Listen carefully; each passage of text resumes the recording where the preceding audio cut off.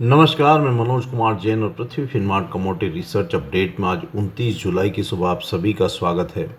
सोने और चांदी की कीमतों में कल फिर एक बार भारी उठापटक देखने को मिली और फेड मीटिंग आउटकम्स के पहले सोना और चांदी कल के सत्र में फिर एक बार गिरावट दिखाते हुए नजर आए।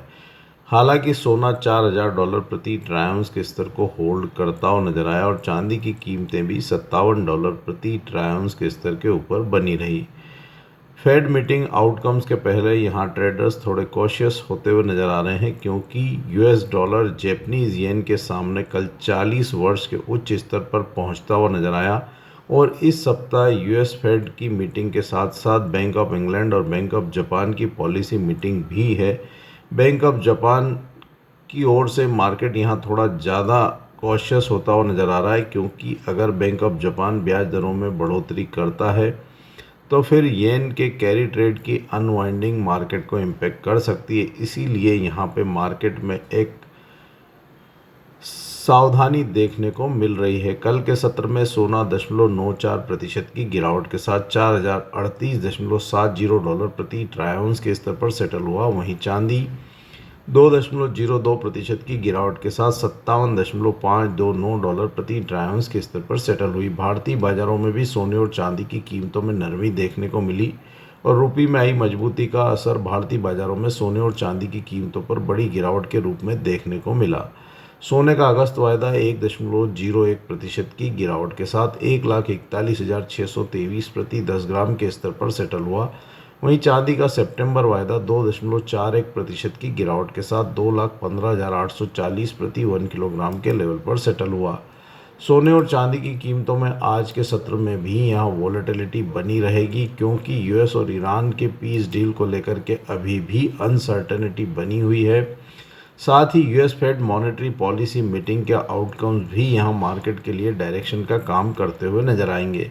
अगर यूएस फेड का रुख वहां पे ब्याज दरों में बिना किसी बदलाव के डविश रहता है तो फिर सोने और चांदी को एक बड़ा पॉजिटिव ट्रिगर मिल सकता है। वहीं इसके विपरीत अगर यूएस फेड का ब्याज दरों को लेकर के इंस्टेंस हाकिश रहता है तो फिर वो यहाँ पे सोने और चांदी की कीमतों पर लगाम लगाने का काम करता हुआ नजर आएगा। हमारा मानना है कि सोना और चांदी इस सप्ताह भी उठापटक के बीच अपने अहम सपोर्ट्स लेवल $3,910 प्रति ट्राई और $54.40 प्रति ट्राई वीकली क्लोजिंग बेसिस पर होल्ड करते रहेंगे।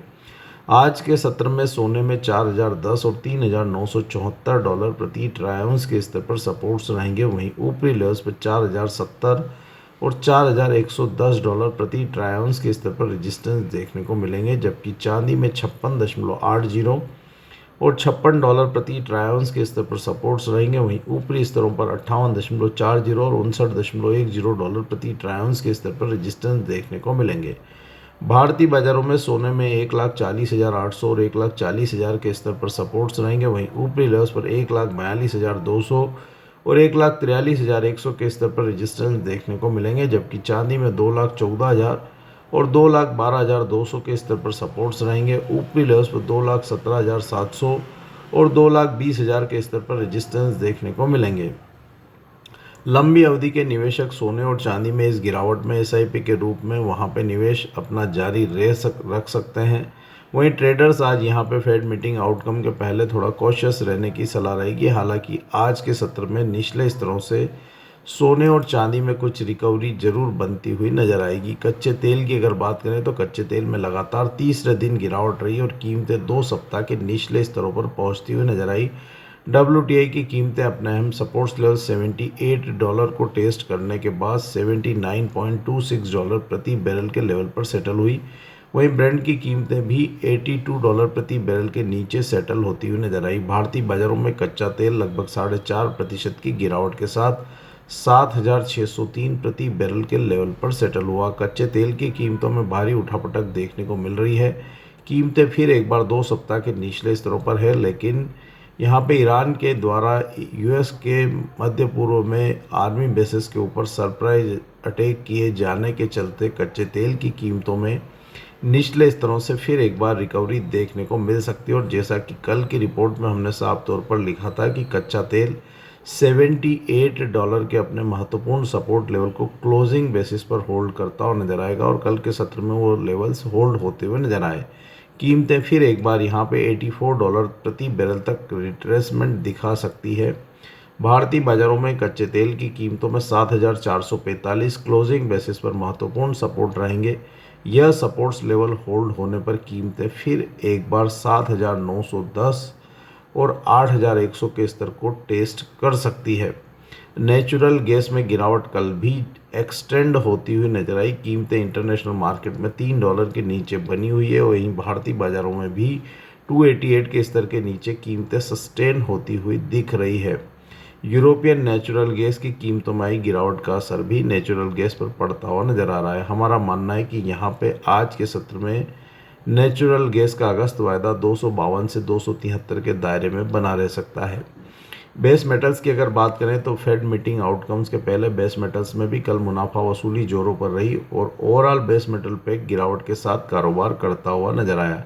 कॉपर की कीमतें लगभग ½ % की गिरावट के साथ $13,690.22 प्रति मेट्रिक टन के स्तर पर सेटल हुई और बाकी मेटल्स भी वहां गिरावट दिखाते हुए नजर आए। बैंक ऑफ जापान की मॉनेटरी पॉलिसी मीटिंग से मेटल मार्केट ज़्यादा चिंतित नजर आ रहा है, क्योंकि बैंक ऑफ जापान की तरफ से अगर ब्याज दरों में बढ़ोतरी होती है तो मेटल के लिए एक नेगेटिव सेंटीमेंट का काम करता हुआ नजर आएगा। हालांकि यहाँ पे कच्चे तेल की कीमतों में आया कूल ऑफ और डॉलर इंडेक्स में ऊपरी स्तरों से आई मुनाफा वसूली कीमतों के लिए कुछ सपोर्टिव जरूर है। साथ ही LME वेयरहाउस स्टॉक्स में लगातार आ रही गिरावट का भी सपोर्ट मेटल मार्केट को मिलता हुआ नजर आ रहा है। हमारा मानना है कि कीमतों में आज के सत्र में वोलेटिलिटी बनी रहेगी और कॉपर की कीमतें $13,280 से $13,900 प्रति मेट्रिक टन के दायरे में बनी रहेगी।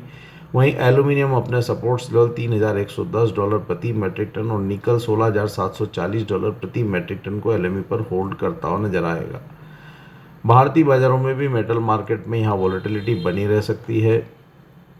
फेड मीटिंग के आउटकम्स यहाँ मार्केट को डायरेक्शंस देते हुए नजर आएंगे। एल्यूमिनियम अगस्त वायदा में आज के सत्र में 332 और 329 के स्तर पर सपोर्ट्स रहेंगे। वहीं ऊपरी लेवल्स पर 339 और 344 पर रेजिस्टेंस देखने को मिलेंगे। कॉपर अगस्त वायदा में 1319 और 1313 के स्तर पर सपोर्ट्स रहेंगे।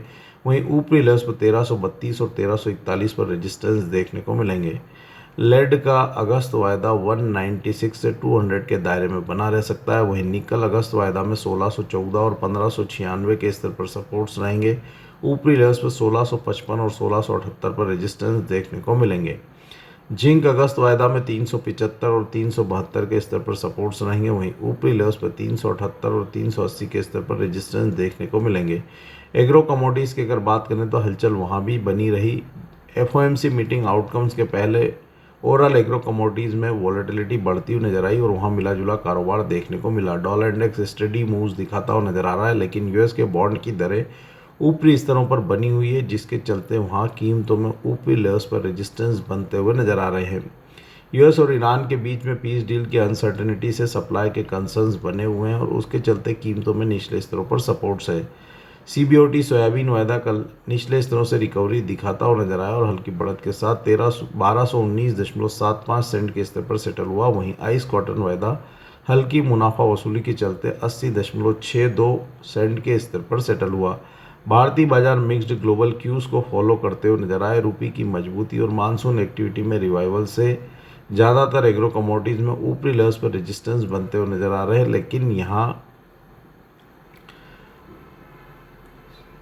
सप्लाई के कंसर्न्स के चलते कीमतों में निचले स्तरों पर सपोर्ट्स भी बने हुए हैं। हमारा मानना है कि ओवरऑल एग्रो कमोडिटीज़ में आज भी यहाँ वोलेटिलिटी बनी रहेगी, लेकिन निचले स्तरों पर आज के सत्र में सपोर्ट्स होल्ड हो सकते हैं।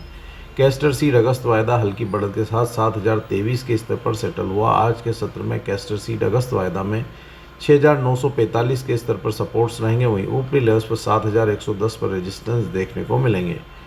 कॉटन सीड ऑयल के की कीमतों में हल्की नरमी रही। 3927 के स्तर पर हमने अगस्त वायदा की क्लोजिंग आते हुए देखी। आज के सत्र में कॉटन सीड ऑयल के अगस्त वायदा में 3900 और 3865 के स्तर पर सपोर्ट्स रहेंगे। वहीं ऊपरी लेवल्स पर 3955 और 3984 के स्तर पर रेजिस्टेंस देखने को मिलेंगे। ग्वार कॉम्प्लेक्स में मिला जुला कारोबार रहा। ग्वार गम का अगस्त वायदा हल्की गिरावट के साथ 11355 के स्तर पर सेटल हुआ। आज के सत्र में ग्वारगम अगस्त वायदा में 11100 क्लोजिंग बेसिस पर महत्वपूर्ण सपोर्ट रहेंगे और हमारा मानना है कि यह कीमतें यहां क्लोजिंग बेसिस पर होल्ड होती हुई नजर आएगी। वहीं ऊपरी लेवल्स पर 11470 और 11,620 पर रेजिस्टेंस देखने को मिलेंगे। वहीं ग्वार सीड अगस्त वायदा हल्की बढ़त के साथ 5,904 के स्तर पर सेटल हुआ। आज के सत्र में ग्वार सीड अगस्त वायदा में 5,800 क्लोजिंग बेसिस पर महत्वपूर्ण सपोर्ट रहेंगे और मार्केट ये सपोर्ट्स लेवल होल्ड कर सकता है। वहीं ऊपरी लेवल्स पर 5,980 और 6,060 के स्तर पर रेजिस्टेंस देखने को मिलेंगे। मसाला कॉम्प्लेक्स में मिला जुला कारोबार रहा। धनिया में जहां निचले स्तरों से रिकवरी देखने को मिली, कीमतें 2.67% की बढ़त के साथ अगस्त वायदा 15,458 के स्तर पर सेटल हुआ। आज के सत्र में धनिया अगस्त वायदा में 15,150 के स्तर पर सपोर्ट्स रहेंगे। वहीं ऊपरी लेवल्स पर 15,700 और 16,000 के स्तर पर रेजिस्टेंस देखने को मिलेंगे। जीरा में कल हल्की नरमी रही। अगस्त वायदा 21,000 के स्तर पर सेटल हुआ। आज के सत्र में जीरा अगस्त वायदा में 20,740 के स्तर पर सपोर्ट्स रहेंगे। वहीं ऊपरी लेवल्स पर 21,200 और 21,500 के स्तर पर रेजिस्टेंस देखने को मिलेंगे। हल्दी की कीमतों में कल के सत्र में फिर एक बार गिरावट जारी रही।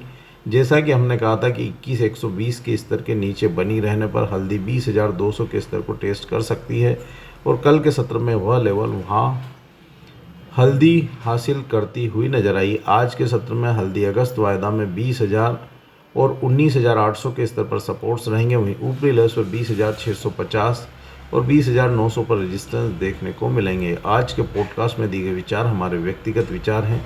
कमोडिटी मार्केट में कोई भी ट्रेडिंग रणनीति बनाने के पहले अपने वित्तीय सलाहकार की सलाह अवश्य लें। कमोडिटी मार्केट में हर मिनट बदलता है मौका। खबर से पहले संकेत चाहिए? मोल तोल मुनाफे की बात। कमोडिटी ट्रेडर्स का स्मार्ट न्यूज ऐप अभी डाउनलोड करें।